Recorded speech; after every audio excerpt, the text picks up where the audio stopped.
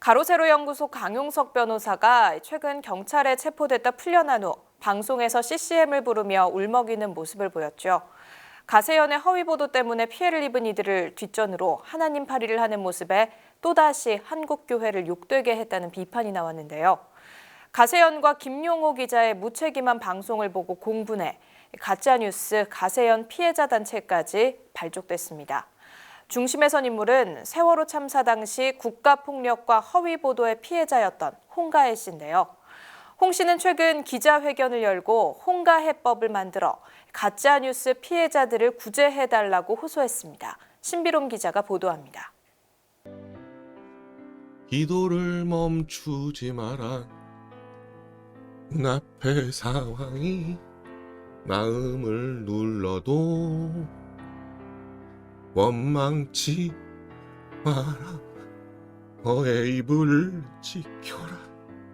지난달 10일 가로세로 연구소 출연진 중 한 명인 강용석 변호사는 경찰에 체포됐다 풀려난 후 첫 방송에서 울먹이며 CCM을 불렀습니다. 채팅창에는 개신교인으로 추정되는 지지자들의 응원과 슈퍼챗이 쏟아집니다. 가로세로 연구소의 지라시성 보도로 무차별 공격을 받고 곤혹을 치렀다고 호소하는 이들은 정치인과 연예인, 일반인에 이르기까지 다양합니다. 가로세로 연구소가 아무렇게나 내뱉은 방송은 보수 언론들의 좋은 소스가 되고 이를 일부 정치인들이 인용하기도 합니다. 조국 전 장관 딸이 포르쉐를 타고 다닌다는 가세연의 방송이 대표적입니다.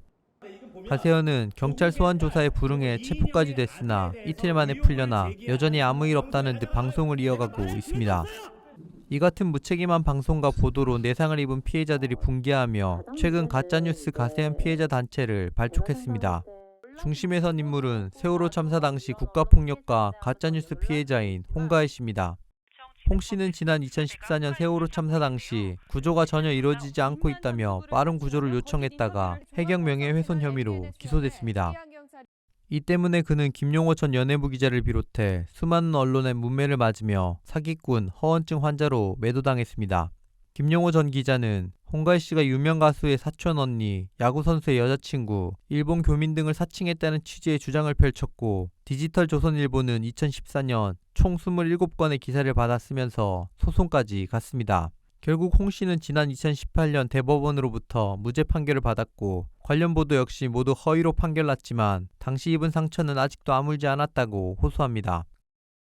피해 보도만큼 피해자의 반론권도 반드시 보장하는 법안도 현실화되어야 할 것입니다. 정치권과 시민사회에 요청합니다. 이를 토대로 일명 홍가혜법을 만들어 주십시오. 법은 공평해야 합니다. 공평하다고 했습니다.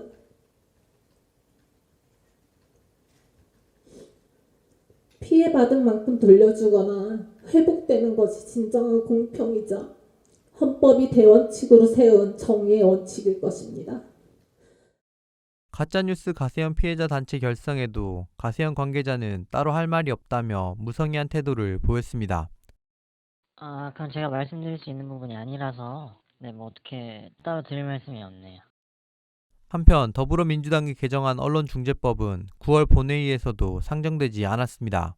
여야 원내 지도부는 연말까지 언론미디어 제도 개선 특위를 구성해 논의를 계속 이어가겠다고 밝혔습니다. 사실상 내년으로 미뤄진 겁니다. 이에 열린민주당 김의겸 의원실 관계자는 아쉽지만 존중한다면서도 기한이 주어진 만큼 의미 있는 결론이 나야 한다고 말했습니다.